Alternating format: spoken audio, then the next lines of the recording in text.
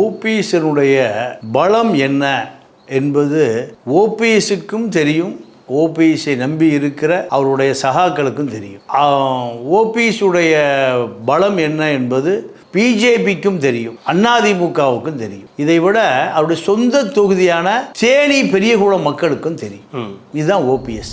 ஜெயலலிதாவுடைய அந்த எளிமையை அப்படியே பின்தொடர்ந்திருந்தால், அப்படியே அதை கடைபிடித்திருந்தால் ஜெயலலிதாவுடைய வாரிசாக இந்த மக்கள் ஓபிஎஸ்ஸை ஏற்றிருப்பான். ஆனால் அதை அவர் செய்யலை. ஏன் செய்யலைன்னா, ஓபிஎஸ்க்கு யார் ஓட்டு போடுவான்? அதிமுக ஓட்டு போட மாட்டான், பிஜேபிக்காரன் ஓட்டு போட மாட்டான். அப்போ யார் ஓட்டு போடுவான்? இன்னும் அசிங்கப்படுத்தி கேவலப்படுத்தி டெபாசிட் போய் நோட்டாவுக்கு கீழே போய் ஓபிஎஸ்னுடைய இறுதி காலம் ராமநாதபுரத்துலேருந்து அப்படி ராமேஸ்வரம் போனால் அது கடல் தான். யுத்தம்னால அதில் தர்மம் இருக்காது. இவர் தர்மத்தோடு யுத்தம் நடத்துகிறாராம். போய் 9 மணிக்கு தட்டி எழுப்பி விட்டு குருமூர்த்தி ஆளுங்க கொண்டு உட்கார வச்சிட்டாங்க. எங்கே? பீச்சில். பின்னாடி குருமூர்த்தி தான், வேறு யாருமே இல்லை. அப்போவே முடிஞ்சுவாங்க, கதை முடிஞ்சுது. போய் உட்கார்ந்த உடனே அதிமுக உடை. அவருடைய இந்த நிலைக்கு காரணம் குருமூர்த்தின்றீங்க. குரு மேலே யாரு? இந்திக்காரன் பூரா ஆர்ஐ ஆகிறதா, ஆர்டிஓ ஆகிறதா, அப்புறம் ஐஏஎஸ் ஆகிறதா? இங்கே இருக்கிற தமிழை பூரா டாய்லெட் கலவுறதா போய் எங்கள் பொது கழிப்பறையில்? அப்போது உனக்கு தமிழர் நலன் பற்றி ஏதாவது தெரியுமா? நீ சாதாரண டீ கடையில் டீ அடிச்சுட்டு இருந்தவன் உன்னைய எவ்வளோ பெரிய பதவியில் இருந்த தமிழர்கள் வச்சு அழகு பார்த்தான். உனக்கு என்ன தகுதி இருந்தது? அப்போது ஒரே தகுதி, நீ தமிழை. உன்னை இவ்வளோ பெரிய பதவியில் வச்சு அழகு பார்த்த இந்த மக்களுக்கு நீ பண்ண துரோகம் என்ன? ஒரு உலகத்தில் இப்படி ஒரு மட்டமான மனிதனை நான் ஏதோ தரம் தாழ்ந்து பேசுவதா நான் என்ன நினைக்காதீங்க. என்னால் ஜீர்ணிக்க முடியல. ஒரு முதலமைச்சராக வந்தவன் இந்த நாட்டில் எத்தனை சொத்து அந்த மக்களுக்காக விட்டுட்டு போயிருக்கான், உசுரை விட்டுட்டு போயிருக்கான். ஒரு கிணத்தை தராத நீ எப்படி அவனை அந்த மக்கள் முதலமைச்சர் ஆக்கினா? உன்னை எப்படி எம்எல்ஏ ஆக்கினா? உன்னை எப்படி எம்பி ஆக்கினா அவன் பையனை? ஆனால் பரவாயில்ல சார், ஆனால் ஒரு விஷயத்தில் பாராட்டி தான் ஆகணும். ஏன்னா அந்த காலகட்டத்திலேருந்து சரி, அந்த கச்சத்தீவு மீட்பு அப்படின்ற விஷயத்தை தொடர்ந்து அவங்களோட தீர்மானங்களில் வச்சுக்கிட்டே இருக்காங்க. இன்றைக்கு இந்த இதுவும் வச்சுருப்பாங்க, இன்னொரு 50 வருஷம் வச்சுட்டே இருப்பாங்க. ஆனால் கச்சத்தீவு பக்கம் அதை பற்றி யோசிக்கவே மாட்டாங்க. அருமையான பாலிசி. அதை வச்சுட்டே இருப்பாங்க. எதுக்கு? ஏமாத்துறது. கச்சத்தீவு தாரை வார்க்கப்பட்டது கருணாநிதி குடும்பத்தை. ஓபிஎஸ்க்கு என்ன நிலைமையோ இதே போன்ற நிலைமை கருணாநிதி குடும்பத்துக்கு வர வேண்டும் என்று நான் விரும்புகிறேன்.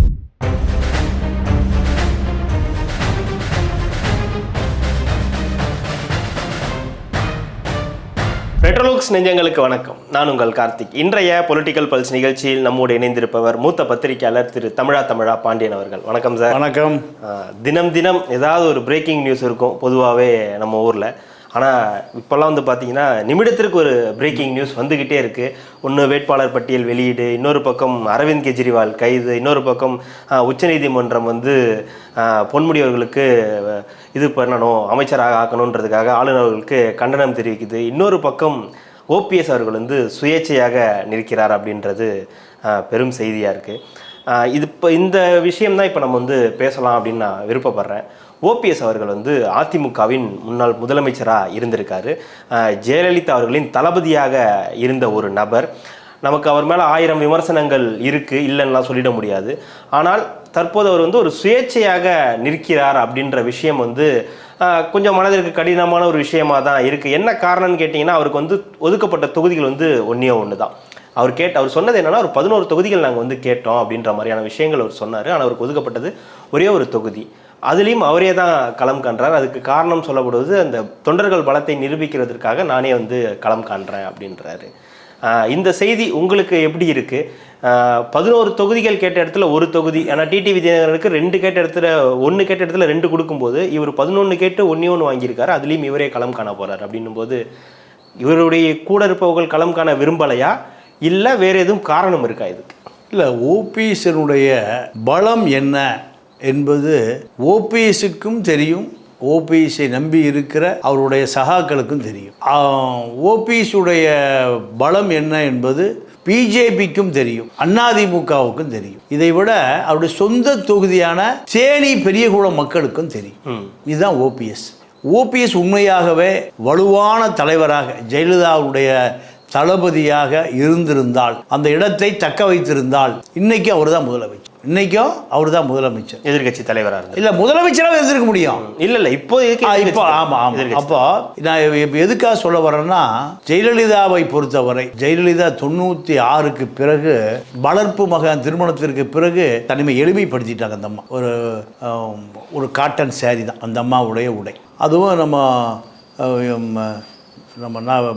ஜவுளி கடை என்ன பேர், டி நகரில் ஃபேமஸான ஜவுளி கடை சரவணா ஸ்டோர். இல்லை மூணும் இல்லை. நம்ம நல்லி செட்டியார் கடையிலிருந்து தான் அந்த அம்மாவுக்கு போகும் காட்டன் சேரீ. இதுதான் 96க்கு பின்னாடி இந்த அம்மாவுடைய காஸ்டியூம். இதை விட எளிமையான காஸ்டியூம் மம்தா பானர்ஜி இது. அப்போது இந்த அடையாளம் அப்படியே எடப்பாடி அப்போல்லாம் ஜெயலலிதாவோட நெருங்கவே முடியாது. நெருக்கமாக இருந்தவர் ஓபிஎஸ் தான். ஜெயலலிதாவுடைய அந்த எளிமையை அப்படியே பின்தொடர்ந்திருந்தால், அப்படியே அதை கடைபிடித்திருந்தால் ஜெயலலிதாவுடைய வாரிசாக இந்த மக்கள் ஓபிஎஸை ஏற்றிருப்பான். ஆனால் அதை அவர் செய்யலை. ஏன் செய்யலைன்னா சுயநலம்.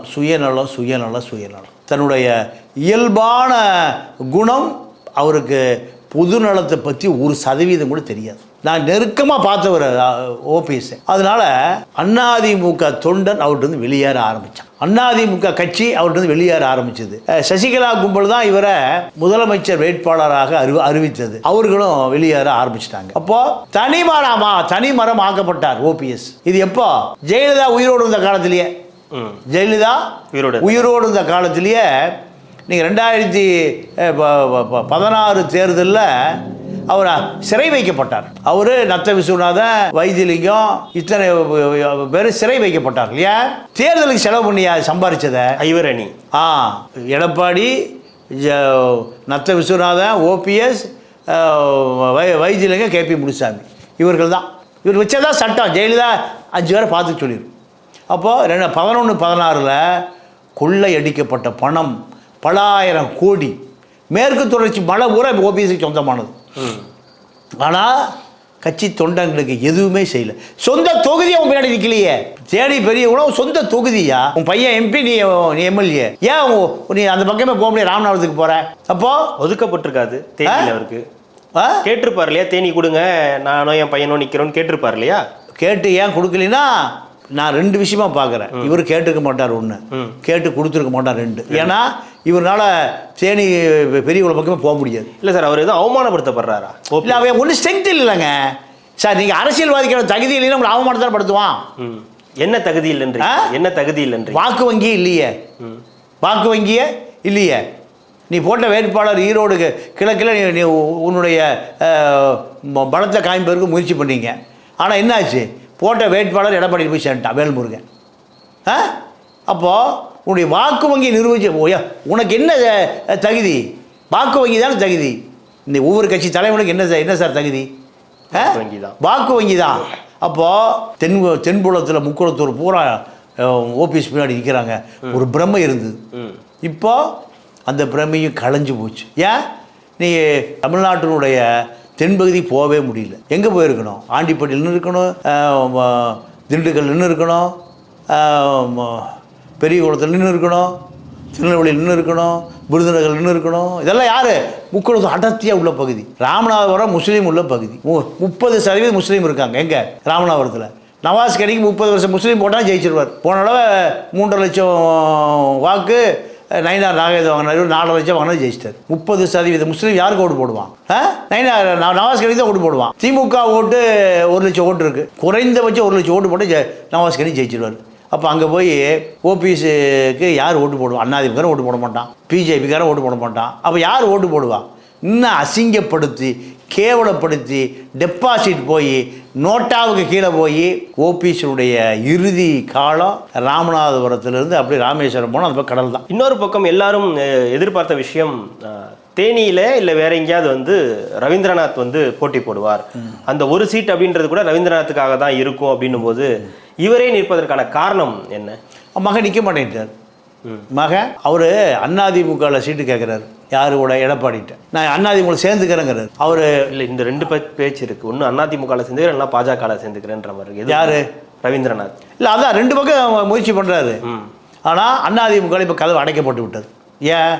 அப்பாவுக்கு எதிராக அரசியல் பண்ணால் அது முக்குளத்தூர் மத்தியில் ஓட்டு போயிடும். முக்குளத்தூர் மக்கள் என்னப்பான் யாரு அப்பாவுக்கு எதிராக மகனை வச்சு எடப்பாடி அரசியல் பண்ணுறாரு, இது மக்கள் ரசிக்க மாட்டாங்க. முக்குளத்தூர் மக்கள் ரசிக்க மாட்டாங்க. குடும்பத்தை ஏயா பிரிச்சா கேட்பாங்களா இல்லையா? எல்லாம் யதார்த்தம் எல்லாத்துக்கும் வர்ற கேள்வி.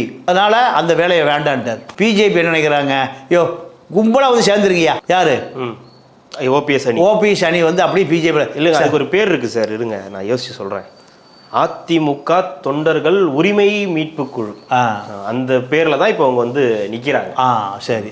அப்போ இந்த குழு அப்படியே சரத்குமாரை சேர்த்துற மாதிரி சேர்த்துருங்கன்னு பிஜேபி ஏறக்குறைய ஒரு வருஷம் சொல்லிட்டு இருக்காங்க. இவர் கேட்க மாட்டேங்கிறார். நான் அதிமுக மீட் எடுப்பேன், ரெட்டையிலை மீட் எடுப்பேன், எல்லாத்தையும் மீட் எடுப்பேங்கிறாரு.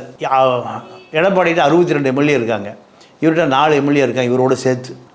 அப்போ அதில் கூட ஒருத்தர் நிற்கிறதுக்கு வாய்ப்பு இல்லாமல், அப்போ நீங்கள் பிஜேபிக்கு கூட்டணி பேச்சுவார்த்தைக்கு போகும்போது யாருமே போகலை. இப்போ ஒரு 2 நாளைக்கு முன்னாடி யாரு ஜேசிடி பிரபாகர் வைத்திருங்க, யாரும் போகலை. நீங்களே போய் பேசிட்டு வாங்க, இது என்னத்தை போய் பேசுறது.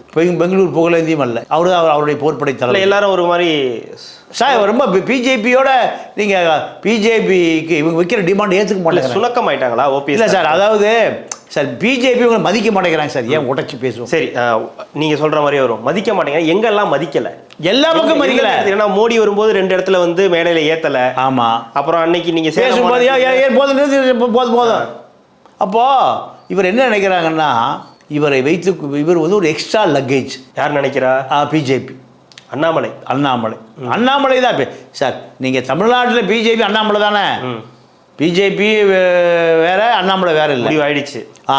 அப்போ இவரை வைத்திருப்பதனால் அதிமுகவுக்குள்ள சின்ன சேதாரம் கூட பண்ண முடியாது, சின்ன ஆட்களை கூட இழுக்க முடியாது. ஒரு தொகுதியில் கூட இவர் பையன் எம்பி ஆக முடியாது, இவர் எம்எல்ஏ ஆக முடியாது. சொந்த தொகுதியை இவர் கை விட்டுச்சு. அப்போ இவர் நமக்கு எதுக்கு தேவை? இவர் தேவையில்லை. மக்களும் கை விட்டான், சொந்த தொகுதியும் கை விட்டுருச்சு, முக்குளத்தோரும் கை விட்டாங்க, எல்லாரும் கை விட்டாங்க. இவர் ஏன் தூக்கி சமக்கணும்? இவரால் என்ன லாபம்? இவரால் என்ன லாபம்? அரசியல்வாதி போகாம லாப கணக்கு தான் சார் போடுவான். அரசியல்வாதி கணக்கு போகாம நீங்க ஜெயிக்கணும். பல பேருக்கு வெற்றின்னு பேரை வச்சுக்கிறான். எப்படி வெற்றி பெற்றே இருக்கணும், எதை பத்தி கவலைப்படக்கூடாது, எதை பத்தியும் வெற்றி வெற்றி வெற்றி வெற்றி வெற்றி இதுதான். அப்போ வெற்றி மீது அவ்வளவு வெறி, இதுதான் அரசியல். வெற்றி மீது ஒரு வெறி, இதுதான் அரசியல். அப்போ இவரை வச்சிருந்தா எதுவுமே நடக்காது. நீங்க முதல் கோணல் எங்க திரும்ப நடந்தது பிஜேபிக்கு? அதிமுக உடையுது சார். அதிமுக உடைச்சதே பிஜேபி தான். எப்படி உடைச்சதுன்னா, சசிகலா முதலமைச்சர் பதவி பிரமாணம் எடுப்பதற்கு ஒரு அமைச்சரவை பட்டியல் அனுப்புது. எங்க? ஆளுநர் மாளிகைக்கு. ஆளுநர் மாளிகையிலேருந்து அப்படியே டெல்லி தலைமைக்கு போகுது, குருமூர்த்திக்கு வருது. பார்த்தா ஜெயலலிதா சசிகலா முதலமைச்சர். ஓபிஎஸ் அந்த லிஸ்ட்லேயே கிடையாது. ஓபிஎஸ் லிஸ்ட்லேயே கிடையாது. உடனே என்ன பண்ணுறாங்க, ஓபிஎஸ் போய் தகவல் சொல்கிறார், ஒரு பத்திரிக்கையாளர் தான் போய் தகவல் சொல்கிறார், உன் பேரே இல்லை, நீ உடனே போய் ஜெயலலிதா சமாதியில் தர்ம யுத்தம் நடத்து போ. யுத்தம்னால அதில் தர்மம் இருக்காது. இவர் தர்மத்தோடு யுத்தம் நடத்துகிறாராம். போய் 9 மணிக்கு தட்டி எழுப்பி விட்டு குருமூர்த்தி ஆளுங்க கொண்டு உட்கார வச்சிட்டாங்க. எங்கே? பீச்சில். பின்னாடி குருமூர்த்தி தான், வேறு யாருமே இல்லை. அப்போ முடிஞ்சுவாங்க, கதை முடிஞ்சுது. போய் உட்கார்ந்த உடனேயும் அதிமுக உடையுது. அவருடைய இந்த நிலைக்கு காரணம் குருமூர்த்தின்றீங்க. குருமேல யாரு? குருமூர்த்தியை நம்பி அவர் செஞ்ச துரோகம் கொஞ்சம் நெஞ்ச துரோகமா? அனைத்து மாநில சார்ந்தவன் எல்லாருமே டிஎன்பிசி பரிசதில் ஒரு ஆர்டர் போட்டார் சிஎம். யார்? ஒரிசாக்காரன், தெலுங்குக்காரன், ஆந்திராக்காரன், பீகார்காரன், மிசோராம், நாகாலாந்து எல்லாம் இதெல்லாம் டிஎன்பிசி பரீட்சை எழுதி அதிகாரியாக வந்துடலாம். தமிழ்நாட்டில் இருக்கிறவனே டாய்லெட் கழுவிட்டு இருக்கான் ரயில்வேல டாய்லெட் கழுவுற பூரா தமிழன். அப்போது நீ அறிவு இருந்தா, நீ தமிழனாக இருந்தா, உன் உடம்புல தமிழ் ரத்தம் ஓடிச்சுன்னா, நீ ஒரு பக்கா தென் மாநிலத்தில் ரோஷமுள்ள மனுஷனாக இருந்தா இப்படி ஒரு ஜியோ போடுவியா? இங்கே இருக்கவனுக்கே வேலை இல்லை. எந்த ஸ்டேட்டில் இப்படி ஒரு நடந்த ரத்த களரி நடந்திருக்கு? இப்படி ஒரு ஸ்டேட்டில் ஒரு முதலமைச்சர் போட்டிருந்தான்னா இந்த நாட்டில் ரத்த களரி நடந்திருக்குங்க. இங்கே இருக்க மண்ணின் மைந்தனுக்கான உரிமை எடுத்து நார்த் இந்தியாக்காரன் கொடுக்குறீங்கன்னா நீ எவ்வளோ பெரிய தமிழ் துரோகி, நீ தமிழனை காட்டி கொடுத்த துரோகி. உன்னுடைய அரசியல் அஸ்தமனம் அங்கே தான் ஆரம்பிச்சது. வேல்முருகன் போய் டிஎன்பிசி ஆஃபீஸில் போய் ஒரு 1000-2000 பேர் கூட்டிகிட்டு போய் அடிச்சு ஒட்டச்சு கேட்டெல்லாம். யாரு? ஒரு முந்திரி தோப்பு தீவிரவாதி, தமிழக வாழ்வு தமிழரசனுடைய தம்பி, தமிழ் தேசிய போராளி. ஒரே ஒரு ஆள் யாரு? தமிழரசன் தான், மறைந்த தமிழரசன் தான். தாழ்த்தப்பட்ட மக்களுக்கு, பிற்படுத்தப்பட்ட மக்களுக்கான தலைவன், கடவுளவன். அவன் தம்பி இந்த வேல்முருகன் போய் ஒட்டச்சு அடிச்சு நொறுக்கி, யோ என்னையா இந்திக்காரன் பூரா விஓ பரிசு எழுதுறதா? இந்திக்காரன் பூரா தாசில்தார் ஆகிறதா, இந்திக்காரன் பூரா ஆர்ஐ ஆகிறதா, ஆர்டிஓ ஆகிறதா, அப்புறம் ஐஏஎஸ் ஆகிறதா? இங்கே இருக்கிற தமிழன் பூரா டாய்லெட் கழுவுறதா போய் எங்கள் பொது கழிப்பறையில்?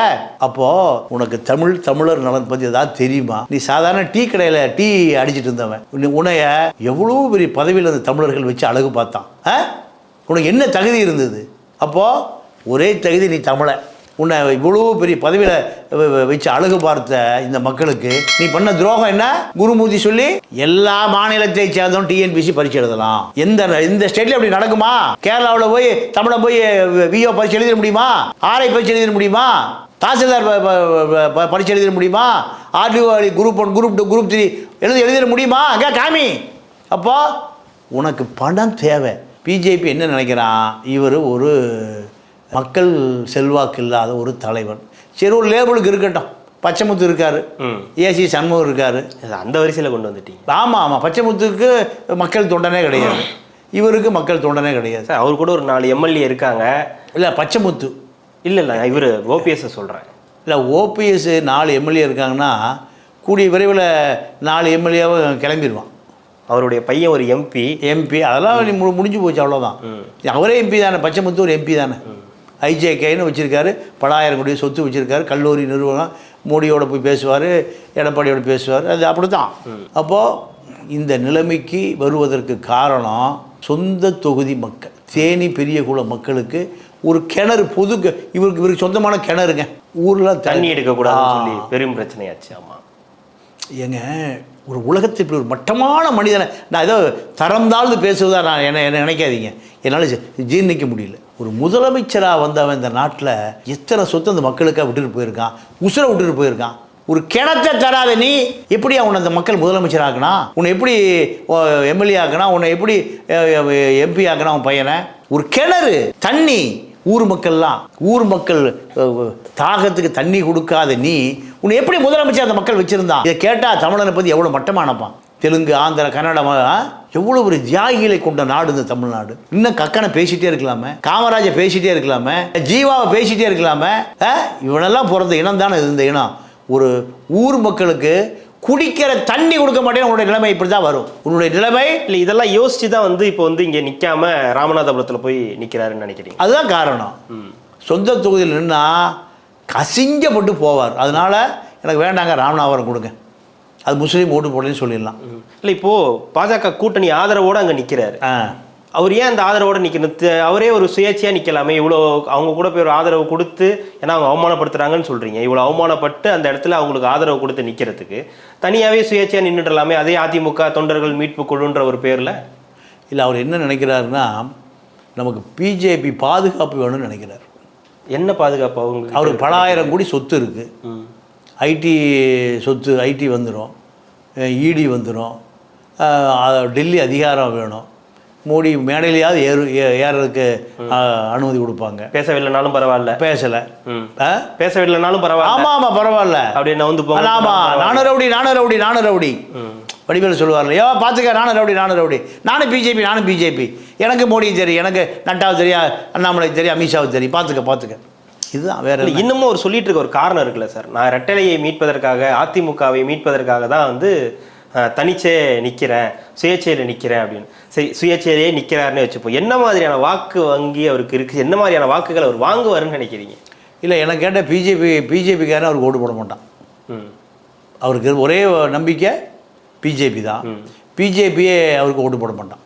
ஏன்னா பிஜேபி ஏன் ஓட்டு போட மாட்டான்னு நான் சொல்கிறேன்னு கேட்டிங்கன்னா, பிஜேபிக்காரனுக்கும் செலவு பண்ணணும், பிஜேபிக்காரனுக்கும் செலவு பண்ணணும். இவர் செலவு பண்ண மாட்டார். இப்போ அந்த தொகுதியில் நவாஸ் கனி குறைஞ்சி ஒரு 50 கோடி ரூபா செலவு பண்ணுவார். யார்? 50 கோடி 5 கோடி 10 கோடிலாம் இல்லையா? 50 கோடி சாதாரணங்க. 50 திமுக பட்ஜெட் 100 கோடி ரூபா. 100 கோடி. ஒரு எம்பி தொகுதிக்கு 6 எம்எல்ஏ தொகுதி வருது. ஒரு தொகுதிக்கு 15 கோடி ரூபா பட்ஜெட். எவ்வளோ ஆச்சு? 6 15 90 கோடி ரூபாய் பண்ணியே ஆகணும். பெண் நிறுவனம், சபரீசனுடைய ஐடி நிறுவனம், பெண் நிறுவனம் ஸ்கெட்ச் போட்டு கொடுத்துருக்கு. அதான் தேர்தல் அறிக்கை தயார் பண்ணிச்சு. பெண் நிறுவனம் எதை சொல்லுகிறதோ அதுதான் இலக்கணம். அதுதான் இந்த பொது இது கொண்டு வருவோம் படித்தது. அந்த மாதிரி தானா மு க ஸ்டாலின் அவர்கள் படித்தார்? என்ன? அதுதான் பெண் நிறுவனம் தயார் பண்ணதான். 25 வயது இளைஞர்கள் தான் அந்த பெண் நிறுவனத்தில் தேர்தல் அறிக்கையை தயார் பண்ணுறான். அப்போ கனிமொழி அவங்களாம் உட்காந்து தயார் பண்ணலையா? அதை கனிமொழியெல்லாம் வந்து படிக்கும்போது தெரியும் உங்களுக்கு. நீங்கள் கருணாநிதி இருக்கிற போது தேர்தல் அறிக்கையை திராவிட கழகத்துக்காக தான் வந்து தயார் பண்ணுவோம். நான் பல முறை பார்த்துருக்கேன். நீங்கள் மாநாடு திமுக நடந்ததுன்னா மாநாட்டு மலரை யார் தயார் பண்ணுவா? திராவிட கழகத்துக்காக தான் தயார் பண்ணுவான். அந்த வேலையில் அந்த கருணாநிதி யாருக்கு கொடுத்துருவார்? திராவிட கழகத்தில் கொடுத்துருவார். அவன் தான் டெப்த்தாக வரலாற்று தெரியும், வரலாற்றோடு வாழ்ந்தவன், அவன் தான் தயார் பண்ணுவான். அதுக்கு மட்டும் கருணாநிதி தீக்காரனை பயன்படுத்திக்குவார். நீங்கள் தஞ்சை ரத்னகிரிலாம் இருக்கார், யார் இருக்கார்? அவர் திராவிட கழகத்தில் பகுத்தறிவாளர் கழகத்தில் எனக்கு தெரிஞ்சவரெலாம் ஒரு 60 ஆண்டு காலம் பயணித்தவர். கார்கின்னு இருக்கார், அவருடைய அப்பா, அவர் அந்த பிஆர்ஓ இருக்கார். இப்படி பல திராவிட இயக்கத்தை சேர்ந்தவங்க தான். இப்போ திராவிடம்லாம் போய் இப்போ யார்? பெண் நிறுவனம். ஆனால் பரவாயில்ல சார், ஆனால் ஒரு விஷயத்தில் பாராட்டி தான் ஆகணும். ஏன்னா அந்த காலகட்டத்திலேருந்து சரி, அந்த கச்சத்தீவு மீட்பு அப்படின்ற விஷயத்தை வந்து தொடர்ந்து அவங்களோட தீர்மானங்களில் வச்சுக்கிட்டே இருக்காங்க. இன்றைக்கு இந்த இதுவும் வச்சுருப்பாங்க, இன்னொரு 50 வருஷம் வச்சுட்டே இருப்பாங்க. ஆனால் கச்சத்தீவு பக்கம் அதை பற்றி யோசிக்கவே மாட்டாங்க. அருமையான பாலிசி. அதை வச்சுட்டே இருப்பாங்க. எதுக்கு? ஏமாத்துறது. கச்சத்தீவு 1974 திமுக ஆட்சியில் தான் தாரை வார்க்கப்பட்டது. எப்படி தாரை வித்து முறிவீங்க, நாங்கள் ஏமாத்தையும் செய்வீங்க. இது அழகாக இப்படி நீங்கள் என்னால் உங்கள் மாதிரி சொல்ல தெரியல. அதாவது இப்போ கிராமத்தில் சொல்லுவான், படிப்பது தேவாரம், தேவாரத்தை படிச்சுட்டு இடிப்பது சிவன் கோயில். சிவன் கோயிலே இருக்கக்கூடாதா? அதுதான் கச்சத்தீவு தாரை வார்க்கப்பட்டது கருணாநிதி ஆட்சி 1974. திமுக தான், கருணாநிதி தான் முதலமைச்சர். அப்போது தமிழ்நாடு எதிர்த்திருந்தால் கச்சத்தீவு காப்பாற்றப்பட்டிருக்கும். 1000 மீனவன் உசுறு போயிருக்கார். இதுக்கு காரணம் கருணாநிதி தான். கச்சத்தீவு தாரை வார்க்கப்பட்டது கருணாநிதி குடும்பத்தை. ஓபிஎஸ்க்கு என்ன நிலைமையோ இதே போன்ற நிலைமை கருணாநிதி குடும்பத்துக்கு வர வேண்டும் என்று நான் விரும்புகிறேன். எதனால சார் இவ்வளோ நிலைமை கருணாநிதி குடும்பத்துக்கு வரணும்னு? ஆமாம். ஏன்னா காவிரி பற்றி போனது கருணாநிதியால், கச்சத்தீவு காணா போனது கருணாநிதியால், ஈழத்தமிழ் 5 லட்சம் பேர் செத்து போனது கருணாநிதியால், பாலாறு வீணாக போனது கருணாநிதியால், தமிழன் திராவிட இயக்கத்தின் பேரில் தமிழாசிரியர்கள் ஒழிச்சது கருணாநிதியால். இப்படி 100 பட்டியல் போட்டுட்டு இருக்க முடியாது. அதுக்கு 1 மணி நேரம் ஆயிரும். சரி, இப்போது இன்னொரு கேள்வி. இப்போ ஓபிஎஸ் அவர்கள் இந்த ராமநாதபுரம் தொகுதியில் நிற்கிறாரு. உடன் இருக்கவங்க யாரும் நிற்கலை. இப்போ அவரே தொண்டர்கள் பலத்தை நிரூபிப்பதற்காக நிற்கிறேன்னு சொல்கிறார். ஒருவேளை நீங்கள் சொல்கிற மாதிரி அவர் தோத்துட்டாருன்னே வச்சுக்கலாமே, பிறகு என்ன ஆகுவாங்க? அவருக்கு மீண்டும் வந்து அதிமுகவில் இணைவதற்கான வாய்ப்புகள் ஏதாவது இருக்கா? இல்லை பாஜகவில் போய் இணைவாரா? இல்லை அல்லது வேறு எதுவும் புதிய கட்சி தொடங்குறதுக்கான வாய்ப்புகள் இருக்கா? இல்லை, இப்போ அதிமுக கதவுல அடைக்கப்பட்டு பல வருஷம் ஆகி போச்சு ஓபிஎஸ்க்கு. பாஜகவோட தன்னை இணைத்து கொள்ள சொல்லி அண்ணாமலை அதிகமான அழுத்தம் கொடுக்குறாரு ஓபிஎஸ் சரத்குமாருக்கு போல. இவர் முடியாதுங்கிறார். அதனால தான் அவர் புறக்கணிக்கப்படுகிறார். நீங்கள் பிஜேபியில் சேர்ந்துருங்க. நீங்கள் பிஜேபி வார இவர் அதிமுகவில் இன்னொரு பிரிவு தலைவராக இருந்து ஈரோடு கிழக்குக்கு ஆதரவு கேட்டு கமலாலயத்துக்கு போகிறார். ஆமாம். கமலாலயத்துக்கு போகும்போது ஒரு முதலமைச்சரை அண்ணாமலை வாசல் வரை வந்து வரவேற்கவில்லை. போய் பேசுகிறாரு, பேசிட்டு வாசல் வரை வந்து வழி அனுப்பவில்லை. இதே பெரிய சர்ச்சையாக மாறிச்சு. அவர் முன்னாள் முதலமைச்சர், ஒரு கட்சி தலைவர். அவர் என்ன பண்ணுவார்? கமலாலய வாசல்னு வரவேற்றிருக்கணும். அறிவாலயம் தான் வருது வாயில. ஆமாம். ஏன்னா அது ஆலயம்னாலே அறிவு ஆலயம் தானே. அப்போது கமலாலயத்துக்கு வந்து அவரை ரிசீவ் பண்ணவும் இல்லை, வழி அனுப்பவும் இல்லை. யார் கமலாலயத்துக்கு வந்தாலும் எதிர்கட்சி தலைவர் எந்த கட்சி ஆஃபீஸுக்கு போனாலும் என்ன பண்ணுவாங்க? வாசல் வரைக்கும். அதுதான் மரபு. அப்போ ஒன்றும் இல்லையா அவங்கள்ட்ட ஒன்றும் இல்லை, எதுக்குன்னா அப்போது இவர் முதலமைச்சராக இருக்கும்போது அவர் அரசியலுக்கே வரல. யார்? அண்ணாமலை. ஓபிஎஸ் முதலமைச்சராக இருந்த காலத்தில் உண்மைதான். ஆனால் இப்போ இதுதான் ஓபிஎஸ்ஸுக்கான மரியாதை. என்ன காரணம்னா, உங்களால் தினகரனுக்கிட்ட 4% வாக்கு வங்கி இருக்கிறதுனால அவர் மரியாதை எவ்வளோ இருக்குன்னு பாருங்க. 1 கேட்டு 2 கொடுத்துருக்காங்க. இவர் 11 கேட்டு 1 கொடுத்துருக்காங்க. அது ராமநாதபுரம் பக்கம் தள்ளி விட்டாங்க. இப்போ தள்ளி விடப்பட்டிருக்காரு. வேற ஒன்றும் இல்லை. இவர் யாரை கொண்டு அழைச்சி கொண்டு உட்கார வச்சாங்க சிம்மாசனத்தில்? அங்கே சீட்டுக்கு போ. நீங்கள் விஜய் ஜெயலலிதா பார்க்குறக்கு கொடநாடு போகும்போது அங்கே அந்த ஓம் பகதூர்னு ஒரு நேபாளி செக்யூரிட்டி பார் ஜாவ் என்ன பார் ஜாவ்னா அந்த பக்கம் போயா, வழி நிற்காத நான் ஒரு உச்சபட்ச நடிகை, 110 கோடி ரூபாய் சம்பளம் வாங்குறேன், குச்சி நாய் பார் ஜாவ் எனக்கு அதெல்லாம் தெரியும். அந்த பக்கம் ஓரமாக நெல். இப்போ யார்? ஓபிஎஸ் நிலைமை பாரிஜாவ் அந்த பக்கம் போயா அந்த பக்கம் போயா அந்தர்ஜாவ் உள்ளவானு எவனும் சொல்ல மாட்டேங்கிறான் பாரிஜாவ். அப்போ ஓபிஎஸ்னுடைய நிலைமை யார் நிலைமை ஆகி போச்சு. விஜய் ஜெயலலிதாவுடைய கொடநாடுக்கு போகும்போது 20,000 சம்பளம் வாங்குற நேபாளி குறுக்கா சொன்னான்ல, ஓரமாக போயா அதே நிலைமை தான் ஓபிஎஸ்க்கு வந்துருச்சு. அதனால் ஓபிஎஸ்னுடைய வரலாறு ராமநாதபுரத்தோடு இல்லை நான் அது கேள்வியை முடிச்சிடுறேன். ஒருவேளை அவர் பாஜக இணைஞ்சிருந்தா அவருக்கு எத்தனை தொகுதிகள் கொடுத்துருப்பாங்க, எத்தனை தொகுதி கொடுத்துருப்பாங்க? இதே ஒரே தொகுதி தான். அதுக்கு எதுக்கு இணைந்துட்டு போயிடலாமே.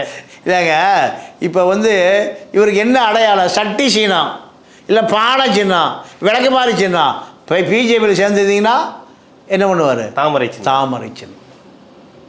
என்ன அதாவது மோடிக்கும் தாமரை, ஓபிஎஸ்க்கும் தாமரை.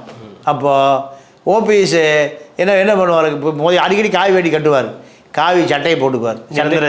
நிரந்தரமாக காவி வேட்டி நிரந்தரமாக கட்டிடுவோம், காவி சட்டையும் போட்டுருவார். கழுத்தில் குத்துராட்ச கொட்டை, தலையில் மொட்டை, காவி சட்டை, காலில் கட்டை செருப்பு. இதுதான் ஓபிஎஸ்னுடைய நிரந்தர சட்டை.